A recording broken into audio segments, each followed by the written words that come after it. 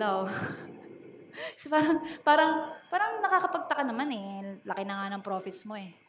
Pero mahirap kasing kalaban yung emotions. Agree ba guys? Okay. So, let's do a quick recap. Sabi natin, sa initiation natin, we have choppy market, boredom, never getting the earliest entry, and then under holding, we have getting stuck in consolidation, hanging on to large profits.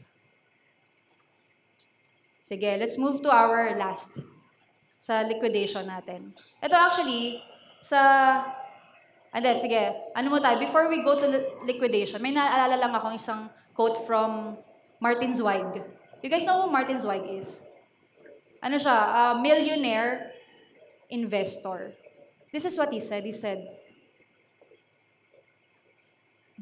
big money in the stock market is made by being on the right side of every major move. It is suicidal to fight the trends because it has a higher probability of continuing than not.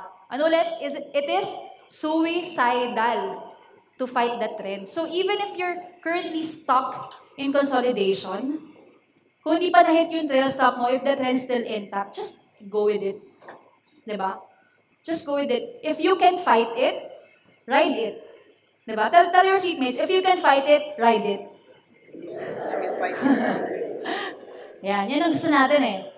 Not fight it, ride it.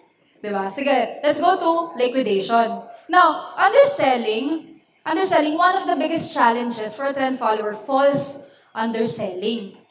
Bakit? Katulad na sabi natin kanina, trend followers will never get the earliest entry. In the same way, they will never sell at the highs. Trend followers will never sell at the highs. And this is something I'm sure some of you have already heard over and over again. Diba? You can never sell at the highs if you're a trend follower. But let's try to dissect that. Let's try to delve into that a little deeper tonight. Kasi when you say following, that's a present participle. O, naging English subject bigla, no? Present participle, meaning it's an occurring, continuing event. Like kayo, you guys are sitting, you guys are listening, you're smiling, you're looking good. O, diba? Parang ganon. So that's something that's currently happening right now. And the same is true with trend following. Trend followers do not try to predict prices. That's why we do not set target prices. Clear? We do not set target prices. Initially lang, you'll set that just to measure yung viability ng trade. Pero, really, trend followers do not set target prices. Just setting the record straight. Kasi, when you set a target price, is it possible for you to hit the highs? Oh, di ba? Pwede kong matsamban yung sinet mong target price, yan na yung highs eh. But trend followers, we just react. We just react on what the chart is currently showing us. You're not gonna try to predict na dito yan mag-hit eh. Kaya hindi ka magsaset ng target price. You're just gonna set your trail stop. Diba? So, this is what Ed Seykota said about trend following. Ed Seykota said, trend following is an exercise in observing and responding to the ever-present moment of now. Ulit. Trend following is an exercise in observing and responding to the ever-present moment of now. Trend followers just react on what they currently see on the chart. Clear? Clear? So really, hindi ka talaga makasell sa highs. Kasi yung sinet mong trail stop, isaset mo yan at a level when the chart goes better. Meaning, kapag na-hit yan, ang pangit na ng chart. Diba? So, yun lang yun. Yun lang yun. And then, before we move on to our last challenge, actually, yung last challenge natin, last struggle natin. This is not just about trend following. This is about trading in general. So before we move there, recap tayo ulit. Kasi di talaga ako nag-slides eh. Para ano naman kayo, kinig-kinig naman kayo, di ba? Kaysa slides lang. Di talaga tayo nag-slides. So, first, initiation. Choppy, ranging market. Second, boredom. Third, never getting the earliest entry. Now, holding. Getting stuck in consolidation. Hanging on to large profits. Liquidation. Never selling at the highs. So, ito pa guys. Meron ako naalala. Ito yung key to a trend trader's profitability. Listen to me very carefully. This is the key. The key is the asymmetric nature of their trading. Ano yung keyword? Asymmetry. When you say asymmetry, hindi pantay, tinagalog ka lang. No? Hindi equal. Diba? So your upside is way higher than your downside. Your upside is heavier than your downside. Trend followers manage their downside through, this is not just for trend followers, but for traders in general. They manage their downside through position sizing and tight stop losses. But trend followers do not set target prices, meaning their positions, their profits are just open.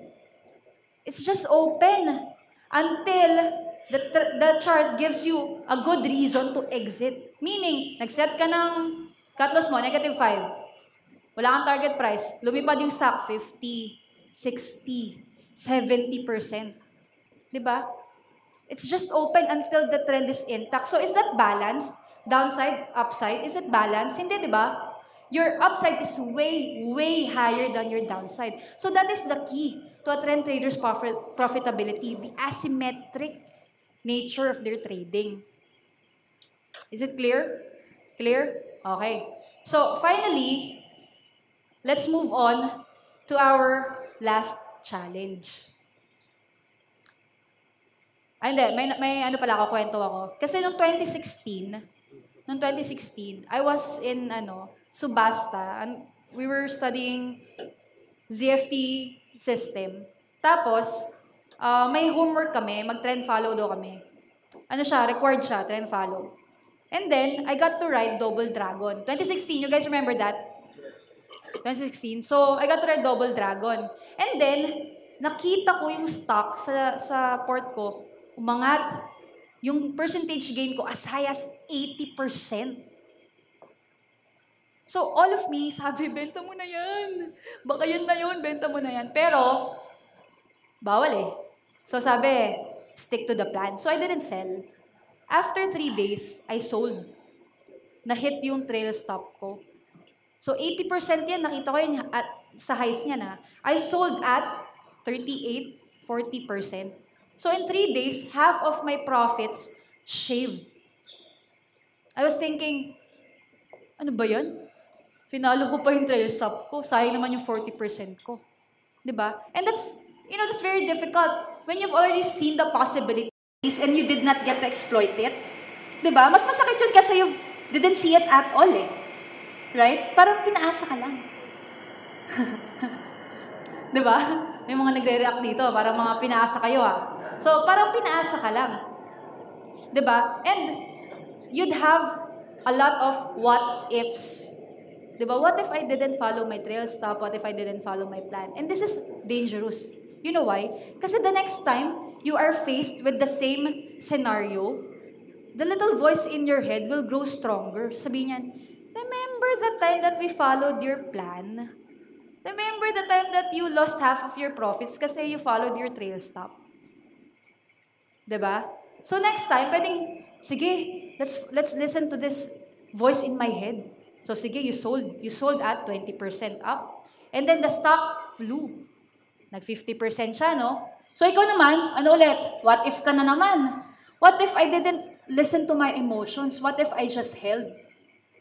So again, it will be a vicious cycle.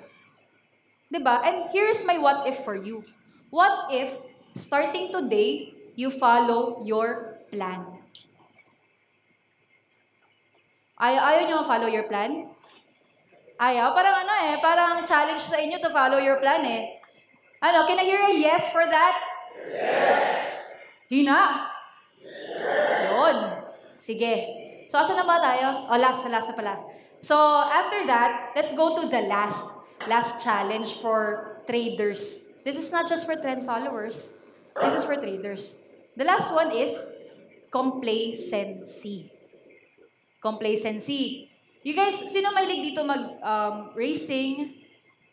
Mga race cars, syempre pang alta. Mga Fast and the Furious fans na lang. Fast and the Furious fans. Ayan, mga Fast and the Furious fans.